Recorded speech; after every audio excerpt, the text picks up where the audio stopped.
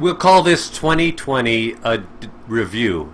Also, though, it just occurred to me, hindsight is 2020.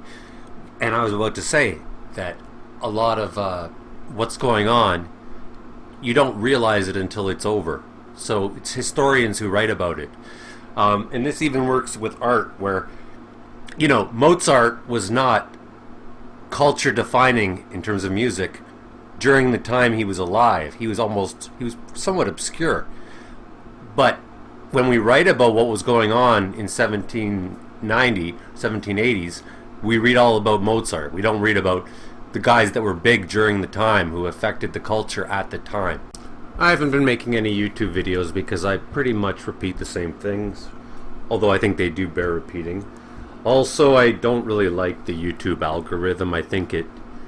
I don't know what it caters to, but it doesn't cater to people like me. Also, I think YouTube is more for idiots, and I enjoy my share of idiot bubblegum, but you don't go to anybody who goes to YouTube for actual facts is an idiot. I also signed up on TikTok, and I got 1,200 followers in 1 month, as opposed to 1,200 followers in 2 years on YouTube. More like 10 years on YouTube. Also, another thing I think I've learned is that you need to have a niche if you're going to have a podcast or something, and I tend to just write about whatever the hell I want. So until I find a niche and a type of community that I'm looking for, why bother? Also, I've come to realize that it's not too hard to find a niche, because let's say you just say, okay, my niche is bologna sandwich lovers. And then all you do is you talk about whatever the hell you want, and you just find some way to very vaguely relate it to bologna sandwiches, and it's extraordinarily easy. So regarding 2020, and even 2000, this all started way before the virus started in 2016 and it started, of course, when the human race started, really, human stupidity. But for me, it really reached a shocking point when a reality TV show host became the president of the most powerful country in the world. Well, it was the most powerful country in the world. So first I thought it was because of him, not the virus, but just that he was the worst thing. Then I realized, okay, so it's Republicans that are all idiots. Then I was like, okay, wait, maybe it's America that's all idiots. And now I'm like, okay, well, it's the whole world. Really, right? It's greed. It's greed is what it is. And the world is too greedy, and America was the most greedy country in the world, and the Republicans were the most greedy of those people, capitalist psychopaths, and Trump was their poster boy.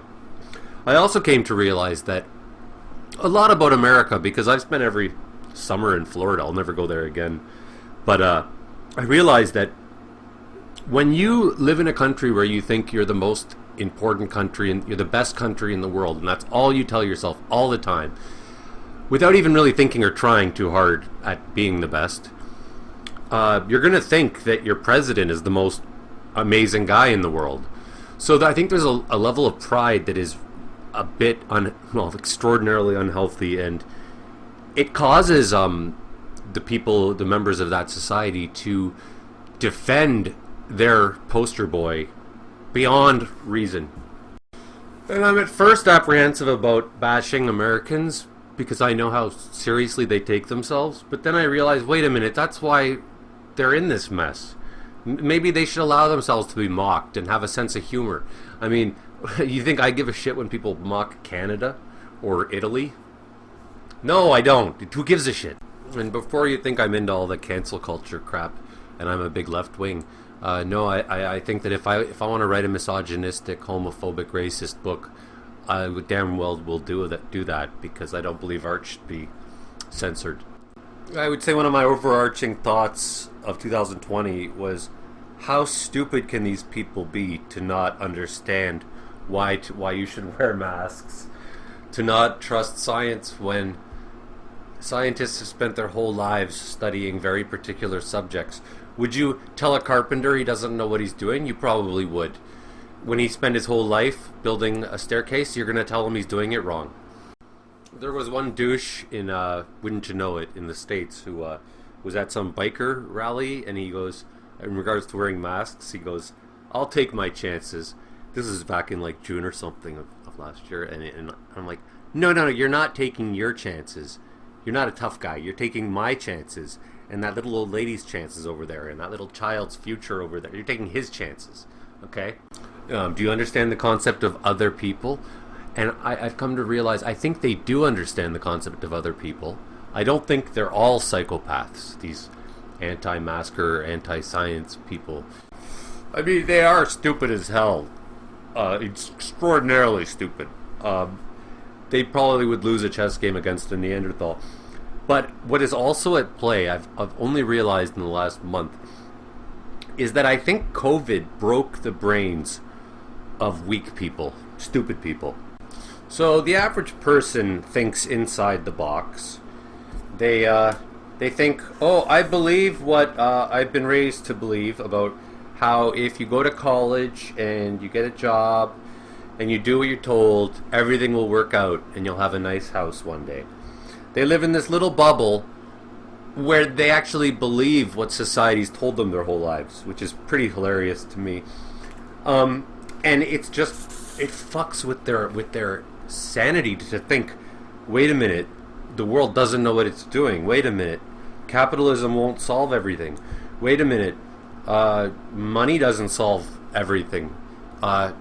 Nature exists, and money can't just get rid of viruses and things. No, I've said a lot of this stuff in previous videos, and that's fine with me. I'll say it again. One of the most amazing things I heard last year was some politician, I think, who said that climate change is an artificial construct. And so to break it down, what he's saying is nature is artificial. Nature's an artificial construct. So that's how upside down he is. That's how stupid he is. He thinks nature's artificial, and he thinks money is real. And a thought that just keeps repeating in my head is, you know, I don't have any kids. Why do I care if the world goes to shit? And I do, but, I mean, I do, but I shouldn't as much as I do. Whereas, but these other people, they have children, and they're going to have grandchildren, and they're happy to destroy the world for those children and grandchildren. So again, I do question their intelligence. They get off the hook a little bit, but I also doubt how much they love other people, including their children. I think these people, and these people are really just the average person, like the bottom of the barrel people, like 95 IQ. They are nihilistic at heart, but that's just kind of all surfaced because of this artificial construct called the virus, called COVID. So rather than getting the sense knocked into them, they're going even further into the delusion that, oh yeah, money solves it. There's no such thing as nature. It's a hoax. Nature's a hoax. And I'm like, you think this pandemic is a big deal? This is nature just licking its lips and saying, you have no idea what's coming. That this is just the meal hasn't even arrived yet. Whereas I say, you know, these idiots, they think that they can dump oil into the ocean and then go for sushi. That's how disconnected they are. That's how abstracted they are, because abstract is taken out of context, right? There's no context anymore. So, I mean, like, what do you get when you worship money and greed? You have a life without any art, without any meaning, without any morality, without any love, without any truth. And I guess that's nihilism. And, you know, money satiated their delusions for a while, but, you know, the dam breaks. Like, what, there's more human garbage, plastic in the ocean now than fish? And you think you're going to keep eating sushi forever? Oh, a couple COVID anecdotes. The other day, a friend knocked on my door, and I answered in my underwear, and she said, put some pants on. And I go, hermits don't need to wear pants. Oh, and regarding the QAnon, I'm like, okay, well, you know, the pandemic started with the idiots all going nuts and buying toilet paper. And my theory is that it's because they were literally shitting their pants. So it started with toilet paper, and now it's at the point of like Tom Hanks is eating babies. Celebrities are eating babies. So, it's fine. They've all gone nuts. That's really what it is. They just can't handle what's going on. Oh, I once said, people who cheat on their spouses will cheat at board games. And I remember thinking, Trump lies so much. There's no way he doesn't cheat at golf. And then I read about how he's like the biggest cheater of all time at golf. And so that's just another way that I think money is perfect for psychopaths, because you can get it by lying and cheating. And generally, if you've got lots of it, I think you've done something pretty awful. Because you'd be broke if you shared everything. The artist Goethe once said, one of my favorite quotes, "Art is not for the masses, it's for the individual. Anyone who creates art for the masses is in error." And I really subscribe to that, because if you're making art to be popular, then you're appealing to the dumbest people. And so that's why Britney Spears will sell a billion albums. And that's why you got these politicians who are appealing to the dumbest of the people and to their dumbest instincts. They're not telling them the truth, because the truth is difficult to understand. You have to think a little bit.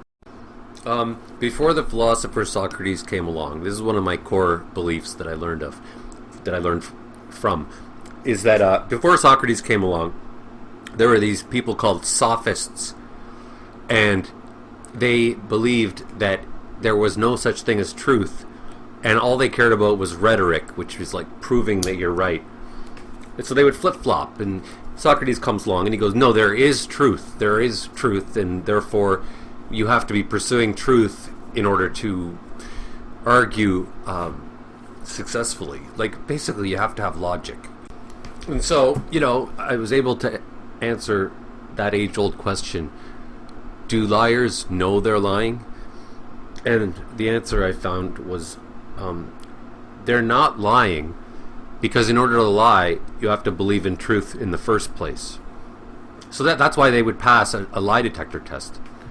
And, maybe one of the problems with that is that you end up denying things like science or, viruses, or